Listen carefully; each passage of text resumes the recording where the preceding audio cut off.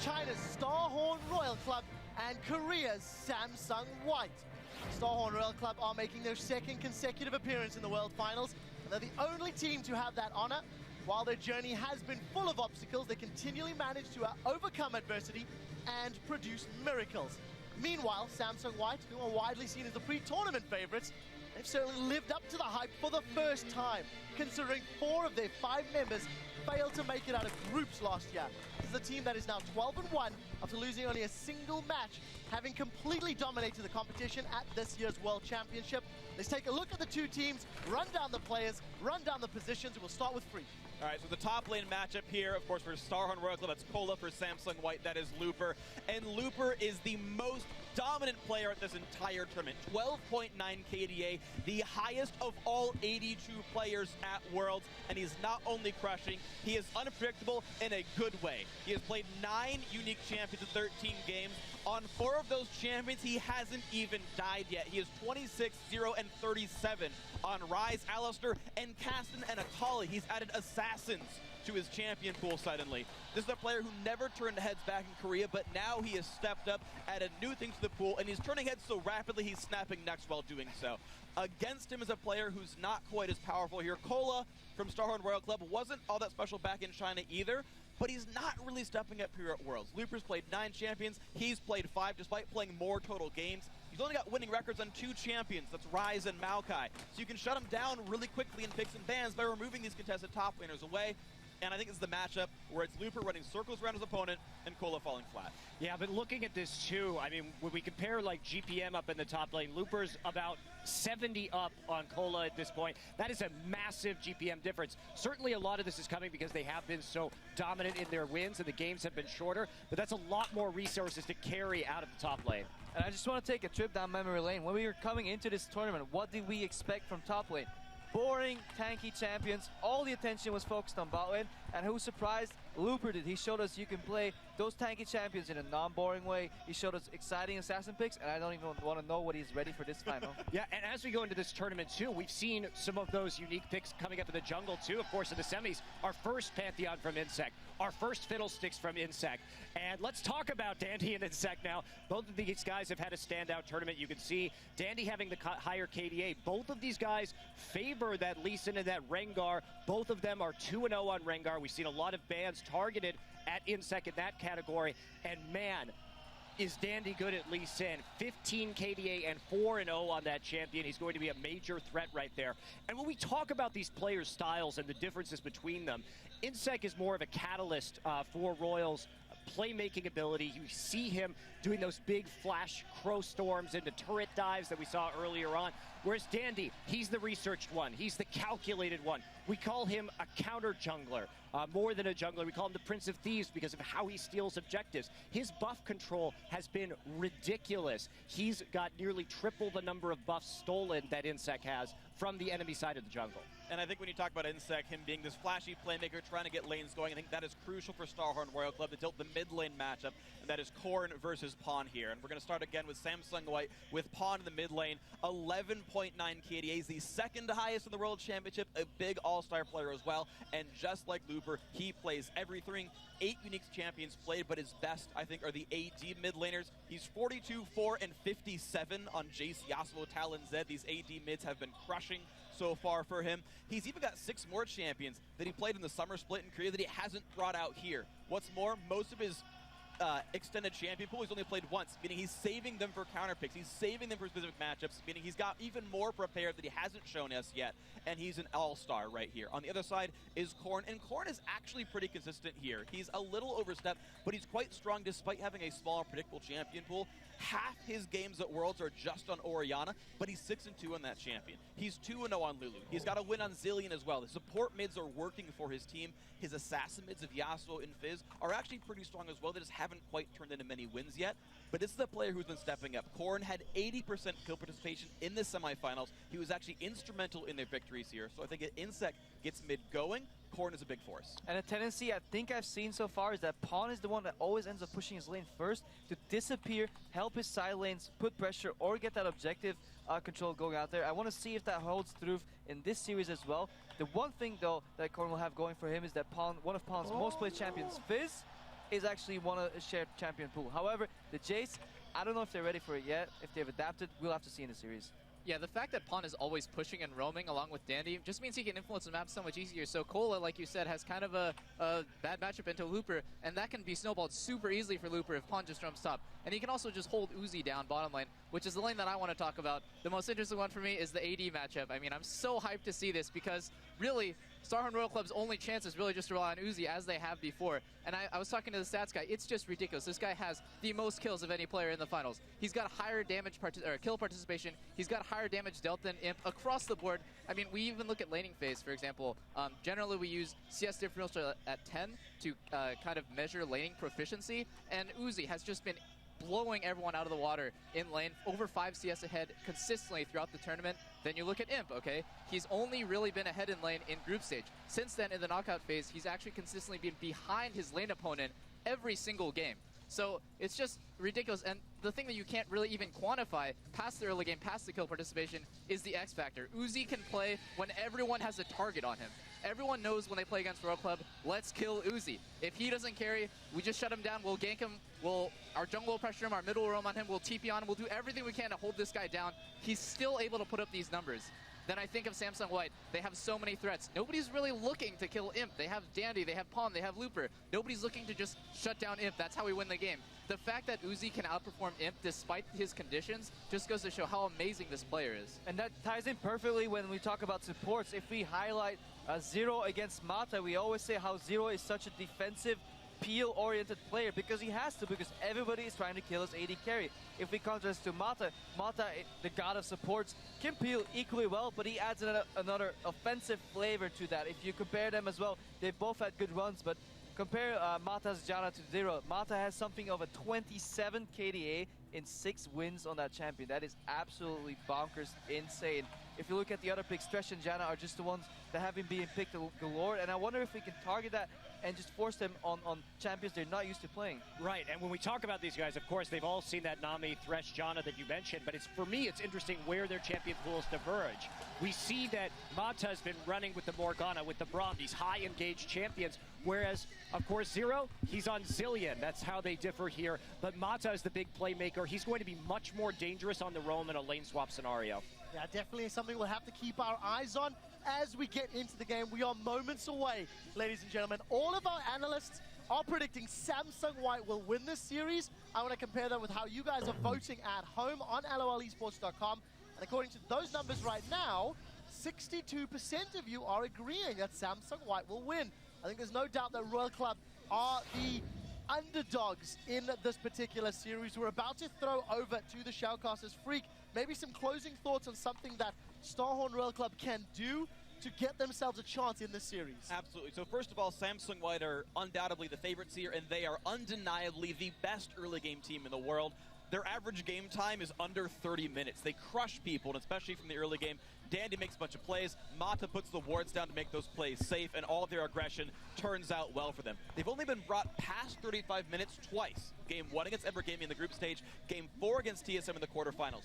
Neither of those games actually ended very cleanly. Their end game is a little bit sloppy, especially compared to their early game. So in my opinion, Royal Club, bring them late. Bring them past 35 minutes. This is a team who has consistently made comebacks. They have an over 40% win rate with gold deficits at 20 minutes. Royal Club routinely come back. We saw them come back from a 9,000 gold loss against OMG and win that game anyway. We've seen Samsung White lose games with gold leads. And I want to see Corrin play Ziggs make this happen. It was his second most played champion in the summer split in China. Bring out the late game, bring out the stall, and then take Samsung White out of where they're comfortable and play from there. That's right. I mean, you only have to make one of those big plays at the end of the game with how long the death timers get. And if you're playing these big wombo comps, you can actually snatch victory from the jaws of defeat, really. So, I mean, Starhorn Royal Club has been excellent at punishing teams for these mistakes and capitalizing on the throws, but there's a troubling statistic. I mean, Starhorn Royal Club is down 4,800 gold net across 16 games at 20 minutes. So they actually, in 20 minutes, they've been behind more than they've been ahead. And if we compare that to Samsung White, their statistic at that exact same point is plus 100,000 gold net at 20 minutes. So it's going to be hard for them to bring it into the late game, but if they can do it, they may be able to get a win. I just really hope that Royal puts at least one engaged component in their draft, because if they're playing just Protect the Uzi, Samsung White is a team that will not get cut out if there's no CC trying to catch them. Yeah, and I've said this before, part of playing a perfect game of League of Legends is having perfect communication, and it's like they have, Royal Club has such a limited ceiling on their comms. I liken this to both them running the same race, but Royal has like their hands tied behind their back. It's just a big handicap that they have to deal with. Now, it's something that they have dealt with time and time again. We keep talking about the AD carries, the top laners, the mid laners in this particular matchup. It feels like Royal Club have an outside chance. How important is Blue Side in games 1, 3, and 5? As a reminder to at home, Royal Club won the coin toss. They will have first pick, first ban on that side. Freak. I've never been a personal fan of saying that Blue Side has a big lead. There's some stat there's a small Blue Side advantage, but we've seen a couple times Red Side teams make the right choices and they pinch 3 roles, so Blue Side gets 1, Red Side gets 2. And I think because the champion pools are shared very largely between these teams, there's not like this one first pick that matters. The Ryze matters on both sides. The Rengar and the Lee Sin matter on both sides. The mid lane Orianna matters on both sides. The Fizz matters on both sides. So there's a lot of stuff where you're going to keep trading back and forth. Both sides care. I think it, especially for Starhorn Royal Club, is not a big advantage to have Blue Side. They had to ban Alistar in every single game on both sides throughout both of their best of 5 so far in the playoffs, and they banned Zilean most of the time as well. They're not comfortable in that champion. Meanwhile, Samsung White, very comfortable on both. They'll play that mid lane Zilean, and so I don't see the Blue Side being a terribly large advantage for Royal. Last thought, Double Lift. Yeah, I think the biggest advantage of having purple side is the fact that you get the last pick and the counter pick, but I don't think Corrin and Kola are really diverse enough in their champion pools to take advantage of the fact that they are going to get that counter pick, so I would give the advantage definitely to blue side. So I think we do know the weaknesses, we know some of the possibilities that Royal Club has to bring it to Game 5, or maybe the win in the series. Let's send it over to the caster desk to get our games underway, and let's hear the teams tell us about their mindset going into the World Championship. 肯定会期待决赛，毕竟就能拿一个冠军是所有就选手的梦想嘛。 우승 이제 코앞에 우승이 있으니까 그냥 좀 재밌을 것 같아요. 그냥 재밌는 경기 보여드리고 싶어요. 我觉得我们队伍5个人都需要表现得很好才可以赢。如果真的要说一个特别的话，应该是我们的上单吧，因为我们在之前的训练赛中跟他们打，他们都特别针对上单，然后就会把我们上单前期就把它压制得很惨。要想打败3星白的话，我觉得我们要去拿一些就没出现过的英雄吧，去打。 초반에 저희가 만약에 좀 변수 있는 픽만 안 준다면은 저희가 운영하는 대로 게임을 이끌어 갈 것 같습니다.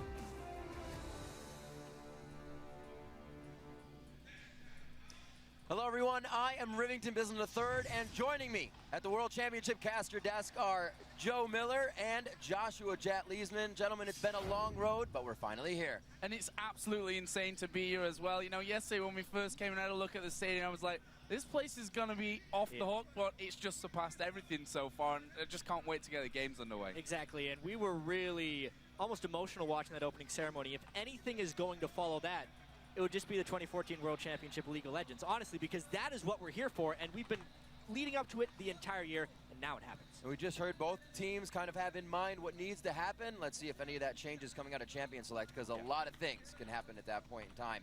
Let's get into the action with a look at our lineups. The teams flipped a coin last week after the semifinals to determine side selection for these games. So, starting on the blue side, it's Starhorn Royal Club. That's going to be playing in the top lane, it is Kola. In the jungle, we have Insect. Their mid laner, Corrin. At AD carry, none other than Uzi. And coming in as support is Zero. And of course their opponents on the red side for this one, representing Korea, is Samsung White. An absolute formidable team so far in Worlds. We'll see what they can bring here. They are, of course, in the top lane with Looper, who's done so amazingly well so far these Worlds. Dandy in the jungle, we've heard how amazing he is, his impact, and of course Pawn in the middle with Dandy's jacket today. We'll find out later. Their AD carrying him, and of course Mata on support. He's been a huge deal for this team this Worlds. And Samsung White is a team that has just come together and really peaked at exactly the right moment. They've only lost one game in the entire World Championship, and many people are expecting them to 3-0. So if they can do that, it would be the most impressive run in a World Championship history of League of Legends. And that's why you really wonder, you know, how are Star Royal Club going to beat them here in a best-of-5, in Korea, in the World Cup Stadium, in front of their home crowd. Maybe the two Koreans on the Star Royal Club team will be feeling a little bit of that local support as well. Let's not get things wrong here. It's a mammoth task for Royal Club, but I think if there's one team that can throw them off the game early on, it might just be Royal Club. It's a team with nothing to lose, right? Because, yes, they're in the final. Nobody expects them to win. They've squeaked past, honestly, the quarterfinals and the semifinals, and they're playing with house money. Plus, I've watched enough sports to know upsets do happen. That's one of the things we have to expect from Royal Club, is expect the unexpected. A team that always plays off momentum. We'll see if they can get some here, starting with picks and bans. We went over this a little bit. We know we see the Alistar and the Zilean. Rengar will get hit against Insect, as it has been throughout the tournament. Yeah, I was curious what White was going to ban, because I feel like they hold most of the cards in this championship banning phase. I thought maybe we would see a Lucian ban, because I'm expecting lane swaps from White. But right now, they are more testing Insect's champion pool, much like was tested in the semifinals, where he had to break out Fiddlesticks as well as Pantheon. So 2 jungle bans and a Lucian ban. So we did see Rumble go away. The Lucian ban we were wondering about, will they take that away from Uzi, force him onto something else? He, of course, has left Ryze open. It's also left Maokai open, and for me, 2 very strong picks early on for the top lane. Yeah, Twitch is exactly what White wants in this, because they are so good in the lane swap game. Twitch is the champion for that, and they actually just end up trading power picks in the top lane, things that have been banned in the past. It is a good start in this champion select for Samsung White. See, that Twitch possibly means the lane swap. We'll have to see what else comes in for White. Insect hovering with 2 junglers right now, as Corrin has that Kha'Zix, so they're kind of just buying their time, not giving White too much time to think about what they actually do lock in. Taking the Janna away from Mata would be huge to stop his roam in the early game and really create pressure for everything else. I think that jungle pick fairly obvious at this stage. Rengar, Lee Sin both banned away. Comes down to Kha'Zix at that point. Insect, of course, has played a couple of different things. We also, as you mentioned, see the Janna there for Zero. On the other side, though, this is what I'm now interested in. What does Dandy bring into the jungle? I would have to guess something like Jarvan, only because he did have success with that in the group stage. He didn't really have to bring it out much, but that's what they're going to end up going for here. A lot of early game pressure with that pick. Does have that single play on it with the victory, but a very strong victory, as they all have been for White. Like we said, under that average time of 30 minutes means they are ready to do business in each and every game. We'll see what else is locked in. Mata still gets playmaking on Thresh here, and Uzi may just go back to his Tristana. He does lock that in. Corrin will bring the Orion in the mid lane, as we thought. So does the Jace round it out again for Pawn? He has the flexibility to do pretty much whatever he wants in the mid lane. And I think White needs to be a little bit careful here not to default into this becoming a late game match, because they've had so much success with very snowbally champions, winning before 20 minutes and hitting very specific power spikes. I think Jace is the right pick for them here, because I think he'll be able to farm very well against Corrin, and then they can set up their poke siege, but they do not want to pick a late game combo. Yeah, I mean, Jace for Pawn has been such a star pick for him. 3 games played, 3 games won, 18-3-32, giving him over a 16 KDA in those 3 games. That is a massive deal coming into this one. Corrin, of course, his big champion these World Championships has been Orianna, but we'll see how we can handle Pawn, because that's a big factor in this. Yeah, in all actuality, the picks that Starhorn Royal Club have here are actually quite good picks for them. They're all champions that they have seen a lot of success on. Uzi played that Tristan game 5 of the quarterfinals to really secure the victory. You know, they have a good late game core there. They're really just going to have to worry about the early game onslaught that Samsung White has been able to bring on their opponents and keeping up if we see a lane swap. It's been crazy what White has brought to this tournament. Aggression, pretty much without preparation. You just find them in your face, and that continues to happen. They win the game practically before it's over, if you could actually say that. They have such a gold lead. It was 6,000 at 6 minutes on blue, and then even more at 10 minutes to about 20,000. It just multiplies so fast for them. And we'll have to see if Starhorn can actually match that aggression in the early game. And it's very interesting when we're talking about early game. We don't have much of a big pool to look at how Samsung White lose. Only 1 game in these World Championships. It happened when TSM dominated the lane game and snowballed off it. Can Royal Club do that? We'll find out. We will find out. The teams are loading in, and the first World Championship game is about to go live. Who do you think will win? Start sharing your predictions on Twitter by sending either hashtag SHRWin or SSWWin to @LOL Esports, and we'll check in throughout the series to see where the fan vote stands. I'm sure it's going to be going back and forth, but Starhorn, they got a pretty good chunk of it. There are believers, but the stats, they almost say different. So here we go then into game number 1 of the 2014 World Championship Final. Starhorn Royal Club on the blue side taking on Samsung White on the red for this first game.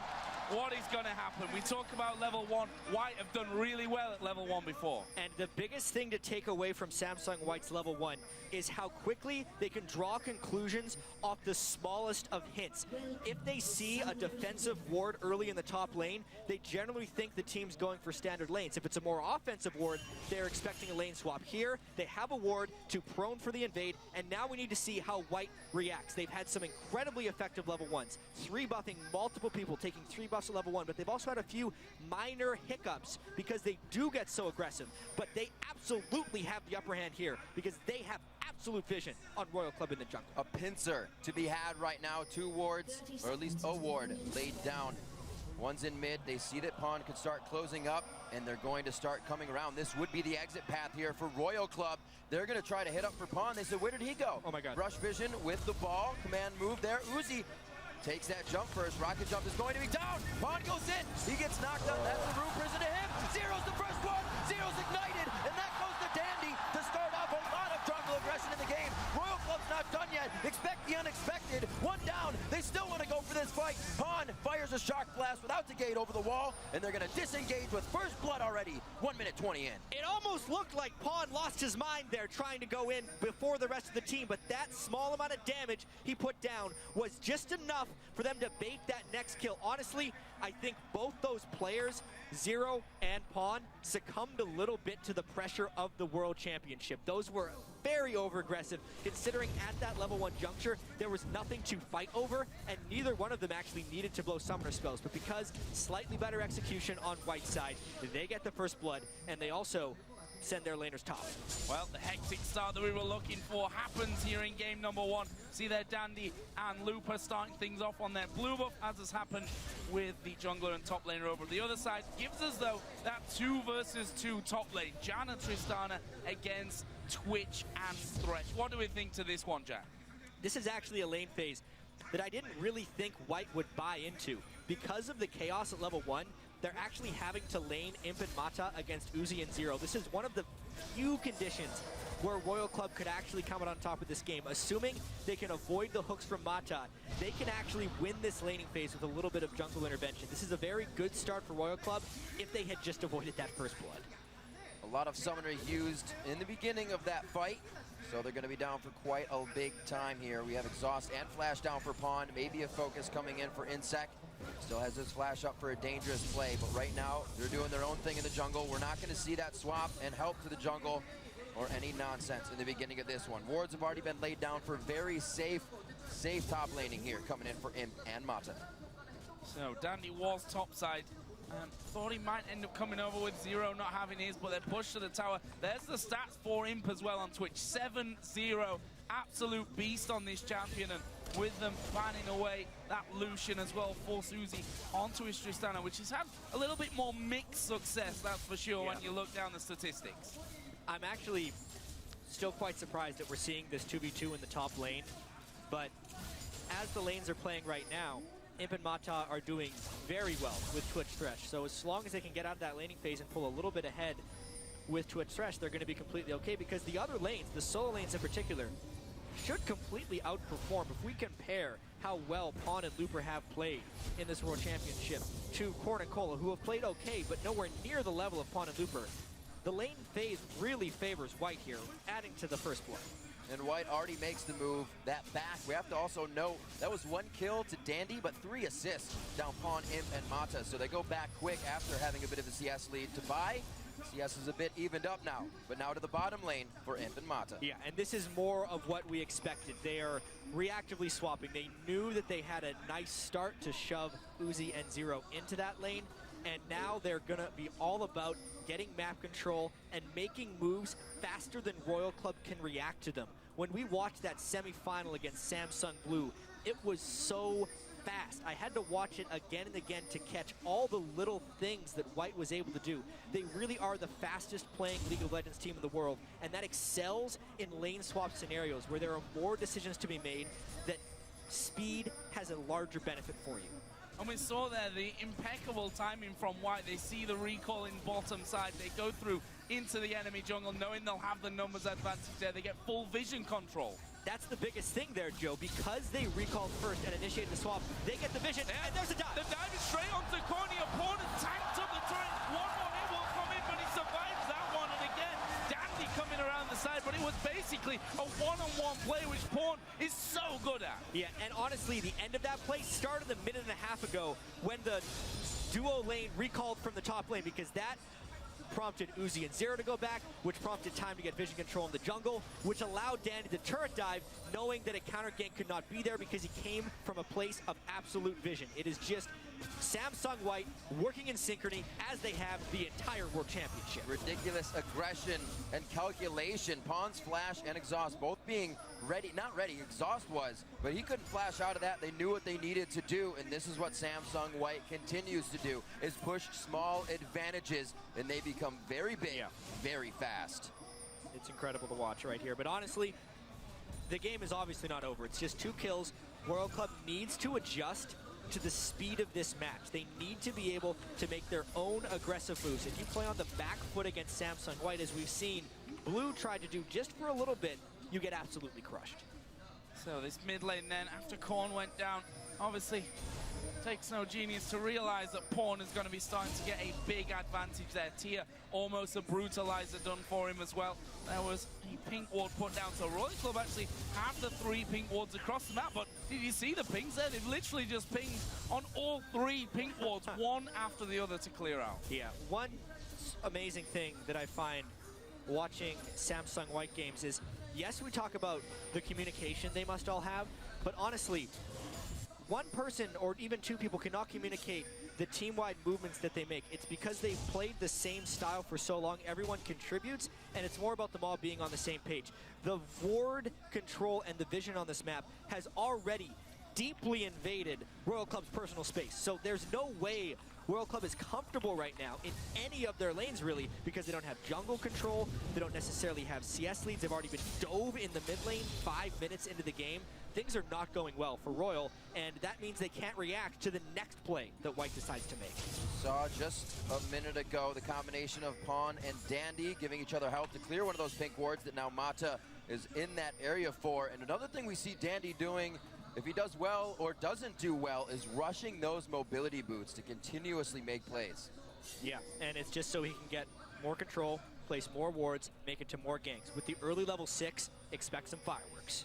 And again, we see Dandy and Mata going completely unchecked towards mid lane. Korn, he's got no flash available here. There is the vision on Mata though, and Korn walking back at the perfect time there just to make sure that they don't just collapse in on top of him. Once again, a good accelerated shock blast, and honestly, this may even open up a push towards Dragon if they can get Korn out of there. They know, however, though, that Uzi and Zero are both in that bottom lane still. That's a danger for them. A huge tribute to Uzi here as well, being by himself in lane, but against 2. Usually that's just the solo lane for him, and he's still only down 1 CS. That was a few more a second ago, but as it crashes into the turret, even without Mata, he's able to stay strong by himself. The harassment still coming out of Pawn in the mid lane. Now with both summoners up, we could probably see something happening again there.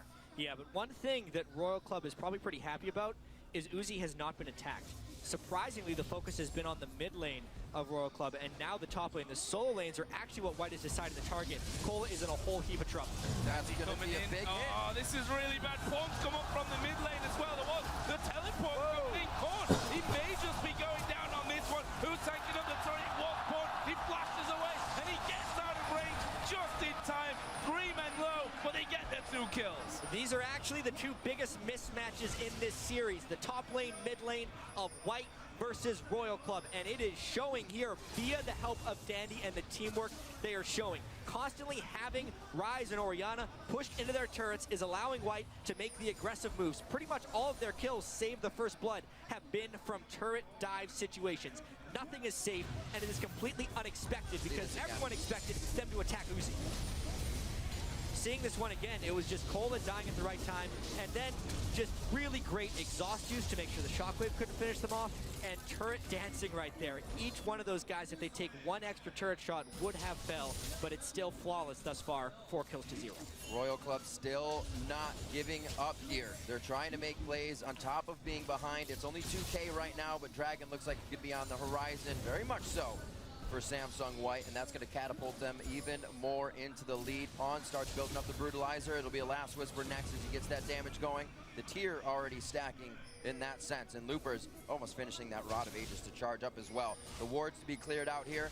It looks like they know they'll have the control to start on this Dragon quite soon. Yeah, the one thing that Royal Club can hope for here is a messed up Dragon by White where they take a little bit too much damage, and if Corn can somehow land a nice Shockwave in there, but the pressure is just ever relenting. They can't focus on anything because everything is getting pressured. Well, one thing that we didn't touch on too much is the fact that Korn went with that teleport there in the mid lane, something that you've just got to make plays on. I mean, if you don't take the Ignite in there, a heal in there, even a barrier in there, whatever, you still have to make use of this teleport, and so far he's made a use of it once. He went to the top lane too late, ended up dying. They get 2 kills from that. We'll see what that teleport really turns into a little bit later on, and you can see that Pawn moving up already. Saw already, though, that Cola was walking back and realized he's probably on top of a ward there. And in theory, having double teleport on your solo laners can also help out your bottom lane even more because you can collapse your entire team there in an instant. It'll also help you catch up if the other team rotates faster than you. But even with the catch-up mechanics, they didn't have enough raw power to take down Samsung White as they were diving their turrets. I'm actually very impressed, once again, with Samsung White's focus in this game, actually attacking Cola and Korn and leaving Uzi to his devices, knowing that he's on Trist, knowing that that won't become scary until very late in the game, and focusing on not letting it get to that point. We see this numerous times from White. They know they're so far ahead. They say, if you want it, we'll force you into a fight. We could probably ace as well, but Royal Club knows they need to stay off this one, continue to farm. Insec is 63 to 46, but he doesn't have the 3 kills and an assist that Dandy has, so he still needs to get himself built up here, only with the Lizard Elder. That puts the gold at about 3,000 up, 4 to 0 here. Still waiting for Uzi to make a lot of plays. Like we said, expect the unexpected. We've seen him jump into fights to start them. There's 0 on the backside still. This is a statistic that we heard earlier on the analyst desk, that if you look at their gold at 10 and then at 20, there's a massive jump up that's not just a similar double, because they go in that phase of the game straight into objective control and really bring that early lead into a massive mid-game lead, which is then so difficult to get away from. Currently, if we look down some of these lanes, some of the items that have been built up as Insec just waits there to maybe get involved in the bottom lane. Jace is the one that you have to look to. Pawn 103, Brutalizer, Pickaxe, and that tier already stacking for a good while now already. Yeah, it's a 371 of 750 already at 13 minutes in this match. Plus, he's sitting on over 1,500 gold. They're using that acceleration gate and the boots of mobility to just completely outmaneuver Royal Club. The mid lane has been devastated, which is allowing Pawn absolute freedom on this map. I mean, they're actually beyond the ward line of Royal Club right now. They warded the lane in the river, and they're inside the jungle, which isn't giving anyone anywhere to go. Just about everybody on White has freedom of the map right now, are still placing deep wards in towards the Wolves. And it looks like Uzi's going to do what they can with 0 here to push this top lane as fast as possible. Try to return a turret back, get some objective gold in. They're already going to be stopped, and this could be a play if decides not to come out of stealth with the aggression, but just to hold them off from getting the turret. No, but he may well do soon. Blade of the Ruined King is done for him, and that's traditionally when he's really got involved as Uzi. Actually using his ultimate. There is a Blade of the Ruined King used from him. Gonna try and get in there. 0. We'll have to bring the Monsoon down. It's all gonna be about the hook from Mata. Good Howling Gale. Mata's hook was on cooldown there for a little while longer anyway, and they walk away, taking out the first turret for Starhorn Royal Club here. And that was the only place on the map that White hadn't attacked. Now Royal Club trying to turn that into a larger strength. Flash away, they hook him in. Could be Imp getting a kill here. That Blade of the Rune King is down, so they don't have too much more catch potential, but they do have Pawn coming down. What a shot! There we go. From Pawn. Here comes the next two, Dandy and Looper. That wasn't even a teleport coming in from Looper. It's still up. That was just him walking on down. The timing from White has been impeccable already. And with the mid lane turret being taken down so early by White, they have the freedom of both junglers. Corrin has been pushed onto his back foot, and it is allowing Samsung White to attack any point of the map they want. They have more map control, they have more movement speed, and they have quicker decision making, which is leading to this 6-0, 5,000 gold, 15-minute lead. Pawn deadly accurate with that shot. We're going to watch that one again, starting with Mata flashing into the hook on Insect. Yeah, and he was just getting out of execution range from Uzi, but the whole time he was planning on turning this one around because all 5 members of Samsung White were there. That small minion gave him vision to line up his Shock Blast, and the rest of the team just piled on for some easy kills. Red buff now to Pawn. He can even go for the 1v1s, which he loves so much with that. And we're going to see if Royal Club can start to answer back at all. Now completely on the back foot. We said about that 5,000 gold behind. They need to start getting the forward wards out. Not need to, but it would definitely help here. Zero staying with the team though right now. They will have to protect Uzi if he is going to be the one to start getting the carry. Static Shiv to start so they can stop some of these waves from crashing into their turrets. We know White for their impeccable wave control as well. Wow, and there is another Shock Blast coming through the acceleration gate, and well, killing spree now for Pawn. Once again though, it's Imp that actually got that one started, coming in stealth, but using that Blade of the Ruin King to get him going. And wow, just a bit of a destruction right now. Pawn absolutely on fire with Jace. And what do you really do? This is something that Samsung White has been able to do against every team at the World Championship. Another dive!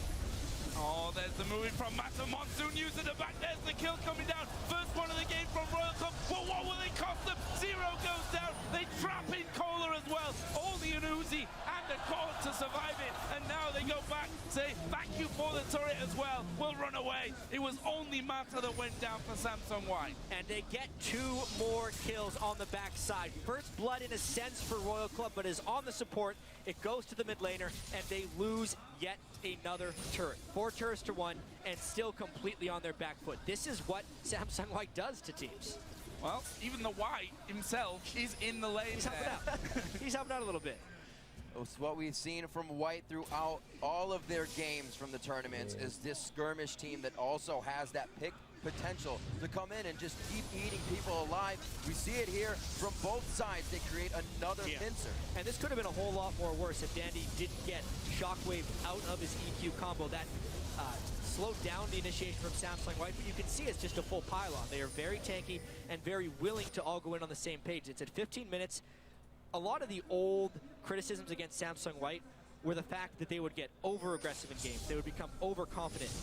They're playing with a whole bunch of confidence now, but it's merited because they're picking champions that better fit that style. Jace is strong right now and will continue to be strong. It's not like they're making moves before they are powerful, and that's why it's working so well. And it's incredible because we saw with 4 of these members that confidence was what actually really kicked them out of the tournament last year. They got too overconfident, and they didn't really respect the power of other teams. They seemed to be able to level that confidence out and use it to just keep going forward, keep pressuring aggression, here more ward control to come in, and they're going to have no problem, an uncontested Dragon. While we're on the confidence topic, I mean, the way that Samsung White have got to this final makes it harder for whoever would have met them, because you just look at their games and you say, how in God's name do we beat these teams? They look so incredibly good.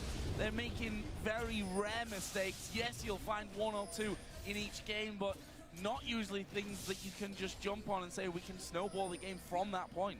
Yeah, and I think there is a distinct difference between aggression and speed.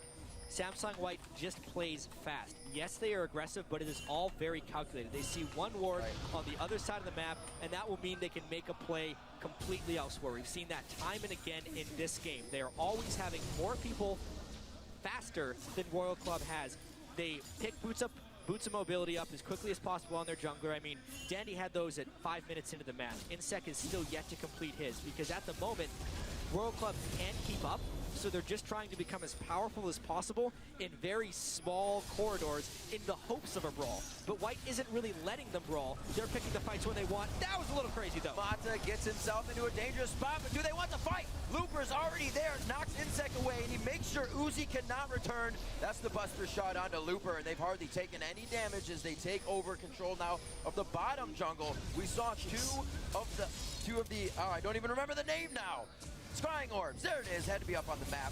So they can get into the jungle right now, but you don't have ward control. They can't have ward control. Another hook from Mata. It's going to be everything that they need on Nicola, who would hopefully carry the game on Rise, or it was going to be Korn coming out onto Ori. He also goes down, and Pawn is going to be the one to pick that one up, and the turret for the team. Double blue buffs on people running into the inhibitor. Yeah, that's the chaos. They're not done yet. They keep going on this one. Uzi almost getting caught up there, but they forced them off the inhibitor turret, which was the aim of this. 20 minutes into the game, the first inhibitor turret goes down. The first inhibitor will surely follow as well. Impactly getting a little low, but I'm not sure that they're done with this one. Looper went aggressive onto Uzi. The inhibitor does finally go down. Pawn will finish that, and they walk away with taking almost more kills there, but they get the first inhib at just over 20 minutes in. And this is the start that Royal Club really hoped wouldn't happen. Uzi in particular as well. He is the only player in League of Legends history to play now in 2 World Finals. And he got 3-0'd last year. It's not looking good early on, but just taking a look at this dive, the presence of mind here, first they get the hook. Watch Pawn flash the shockwave as well. With all the chaos going on, the exhausts, the turret going down, the Janna ultimate, everyone flying everywhere, he sees the shockwave, flashes it almost immediately. Looper doesn't care because he's too much of a tank. They continue the dive, they have the presence of mind to finish the turret. Everyone is just on the same page with this huge lane, playing confidently, but the calmness that they are showing. Look at Pawn. He's got this expressionless face at the moment in front of 40,000 people in this stadium, and they're doing whatever they want. And it doesn't look like it's going to end in the bottom lane. They go right to the top on the other side for the flash of Cola, but that was the ult into the flag and drag out of Cataclysm to keep in range and keep the kills coming. We can see into the minds of Starhorn a little bit, whether he wanted to use it or not. In that last fight, Korn did not use his blue elixir. Just too much going on. Samsung White is not stopping. Pedal to the metal now. Baron at 22 minutes. And what a game one display this has been from Samsung White. 12,000 gold, about to secure this Baron buff. A small participation award for Royal Club to maybe get that second turret, but honestly, 13-1 with the Baron buff. This game will not last much longer. And it's hard when you look down the performance in this game, number one. Dandy, early first blood, doing things like he did there. Flag and drag into the enemy jungle to cut them off. Cataclysm, it was flashed instantly. You think, okay, that's over. No, flag and drag straight away. Even got the knock-up from it as well to keep things going. Mata's hooks so far have been absolutely godlike. And Samsung White, if there was any question as to if they would turn up here in front of this massive audience, they've already been answered. They look incredible. And this is their stage to succeed. Honestly, they were so close throughout all of 2014 to winning an OGN championship, and they just couldn't get there. They were always something just a little bit off.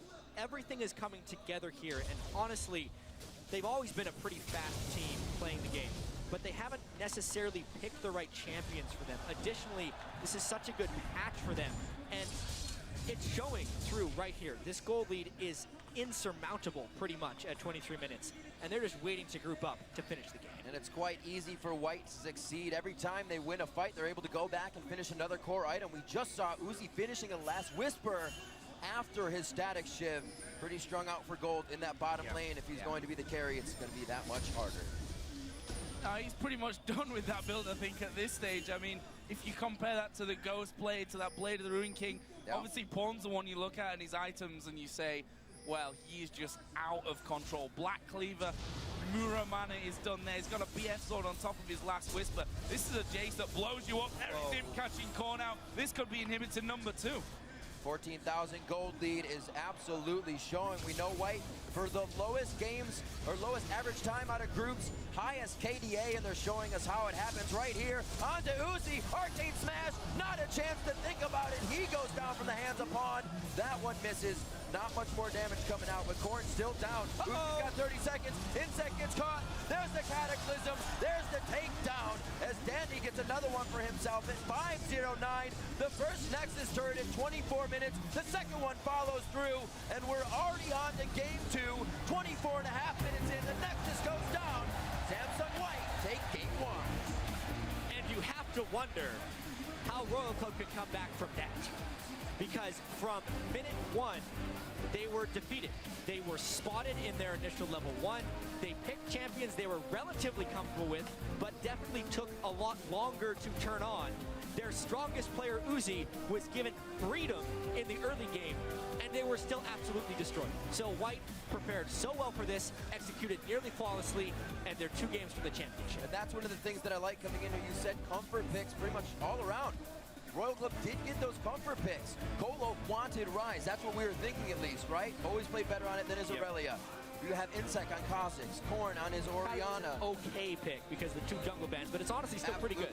And then Uzi reverting back to the Tristana. You don't get a late game chance against White. No, and that's the problem, I think, with going with that kind of comp. Yes, full-on comfort picks across the board in a way, but if you can't get to the stage of the game where that lineup is at its strongest, you're never going to be able to win against a team like White, who just did, again, everything by the book, making it look far too easy. That's really what it was, and these games are not easy for Samsung White, but they make it look that way. Yeah, exactly. They haven't had a weak road here. They've just made their opposition that's what a lot of people thought. Look worse. They've actually played against, in the group stage, the #1 seed from China. In the quarterfinal, the #1 seed from North America. Semifinal, the #1 seed from... How much harder do you want their scale to get? But they're making it look easy. They are completely on course to get 1 loss in the entire World Championship if this game is any indication. And we may see those picks come out once again, the early game Assassins. That's the only reason they lost that game. They fell behind, TSM snowballed it, but I don't think they'll make that mistake again. They adapt so quickly, and we saw versus Blue, we haven't even seen everything they've been able to bring to the table. I think the fact is that Royal Club have to do something completely off the wall different here. We've seen time and time again how well Samsung White control these games, how they start off with a little lead somewhere on the map, and it ends up with a massive lead across the entire map. You've got to throw them off their game. It's going to be really hard to throw them off their game here because they themselves said they really got past a barrier when they defeated Samsung Blue, and it could just create them to play even better League of Legends, and that's what we're seeing right now. Well, we know there's the Royal Club curse. They win the first 2 games, they'll never take it, but if they don't, maybe they can come back in the end. So right now we're going to throw it over to our guys at the analyst desk for a breakdown on Samsung White's commanding win. Thank you very much, Riv. I think ever the optimist, that is a terrifying start to the series. If you are a supporter of Royal Club, I want to kick this off very quickly. That was the fastest first blood in the 2014 World Championship. Samsung White secured it and then just continued to steamroll over Royal Club. Yeah, so they won 5 minutes faster than their average, which is already the fastest average in Worlds. They are still the best early game team in this, and it's not because they're outlaning their opponents. Specifically, it's because they're making plays with their team and beating up individual lanes and snowballing that. Yeah, just as an aside as well, our stats guy gave me the heads up. That is, I think, a tie for the largest kill lead in a game. So plus 15 kills in your opponent. Let's get the picks and bans or the team comps graphics on your screen. Monte Cristo, you've got some thoughts on how these 2 comps played out, and let's get the ball rolling. Yeah, I mean, when you look at this, you see that they're going to need a lot of time to scale on Tristana and Rise. And for me, the most baffling question is, why do you run a teleport Orianna? Because basically at that point, you've eviscerated your mid game. The champion with the smoothest power curve, the smoothest transition, is able to be dived so readily in that mid lane, especially when they got a teleport advantage early. On the other side, you do see Imp with that Twitch. He will hit that 1 item, Blade of the Ruin King power spike, and you know, it was really all too easy for Pawn 2 after the level 1, and the all-in under the tower that you can pull when Orianna doesn't really have another summoner spell that's useful in a skirmish is pretty extraordinary. Exactly. You saw Samsung White come out about one turret shot from dead in that dive itself, and that's a barrier or a healer or an ignite that Corrin could have really used. And yeah, I have to echo what you said, what Riv said as well, which is why are you picking a comp that needs time to come online? This is a team that specifically doesn't give you time to come online. Pick guys that buy time, not ones that need time for Royal Club. I share this thought. Yeah, I was just about to say, what was the point of picking Tristana against the team with the shortest game time? That's like so counterintuitive. You would want to pick something like Lucian, like Corki, something that can turtle and actually kill the minions when you're getting 5-man by Samsung White. I just want to highlight some of the beauty in like their map-wide plays because it's impossible to even catch that in a single replay. I remember this instance where top lane, the 2v2, they base on level 3. Mata has about like 300 gold. Normally people would say like, I want to wait for an item. No, Mata bases, buys 2 green wards, a pink ward. He runs down a middle lane. Imp goes down a bottom. Dandy does a camp. Once that camp is done, they meet up perfectly at the exact same time. Invade the enemy jungler. Pink ward goes down. Green ward goes down. Green ward goes down. At the same time, Looper on the other side of the map, he somehow figures out where his enemy top laner is, goes into the jungle, and then at the 6-minute mark, all camps, barring one from Insec, are warded. They have complete knowledge of anything he can do on that side of the map, and that's when the snowball starts rolling. Yeah, absolutely. And with those pink wards too, it makes Insec afraid to even go into the bottom side of the jungle. They drop 3 pinks and 2 greens. Like you're saying, just total control. Yeah, let's get the replay up onto your screens. That really highlights and demonstrates just why this game was so one-sided. All of the vision you guys are talking about was sort of leading up around this point. Monty, talk us through this play. Well, this is the point where this teleport needed to be used properly from Corrin in the mid lane. But as we've noticed, White is just making plays on the teleport lanes. They're leaving Uzi alone because they know they can snowball so hard off of this. So let's watch and see how this plays out. Because what we're going to see is Looper. Now, Kola knows something's up right now, and he's actually going to be able to flash away from the knock-up on Jarvan, which is pretty good. But the teleport starts so late right there, and there's no excuse for it. Corrin was in the fountain at the start of that. Had that TP been a little bit earlier, this could have been an even trade for Starhorn, and they need to make that play. You make a decision to get that teleport, you have to make that play. Now, I have a question for the two of you guys. You know, we're talking about the vision, talking about all the decision-making. Pre-10 minutes, Samsung White were 3 minutes ahead in terms of their planning and their thinking. They punished the flashes down. They tower dove more efficiently than I think I've ever seen.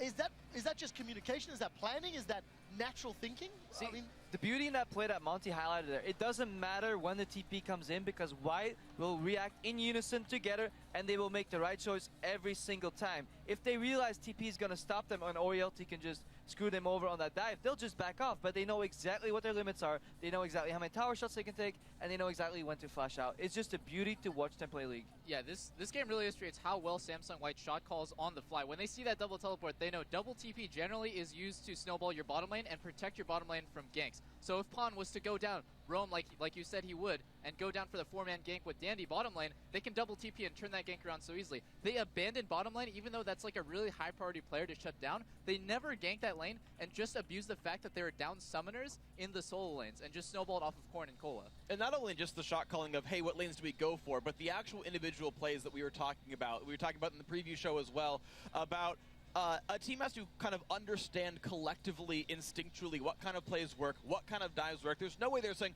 okay, guys, he's TPing, it'll be 3 seconds, okay, take 2 more shots. No, they all know their roles. They all know Pawn's going to show up, he's there in 10 seconds, he pinged it, he did whatever it took to make that communicated, right? You had Looper taking exactly the right number of turret shots. He knows Gil's going to come in. They're not, like, counting turret shots out loud. They all know their individual roles in this, unspoken, as a well-practiced team. And as you said, Double, it's beautiful.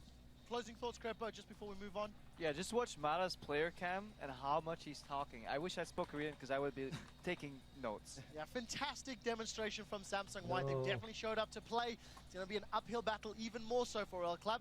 Guys, throughout Worlds, we've been asking people to share how they've been enjoying the action by tweeting photos of viewing parties to us at LOL Esports using that hashtag Worlds. And we've got a couple we want to just share with you. First one from @PopstarPucky is ready to watch the action with a League of Legend Prolly. Next one is from @OESJinx. He says, this is how Worlds is at the Brisbane Mobar. That looks like a ton of people. Nice. And we'd like to give a shout out to the viewers around the world who are joining us via the Coke Zero viewing party and various other fan gatherings happening today. Coke has actually partnered with theaters, bringing the entire 2014 World Championship final So audiences on the big screen in locations like Seattle, Washington, Dallas, Even Antwerp. Texas, Marseille, Belgium. France, even Nice. Antwerp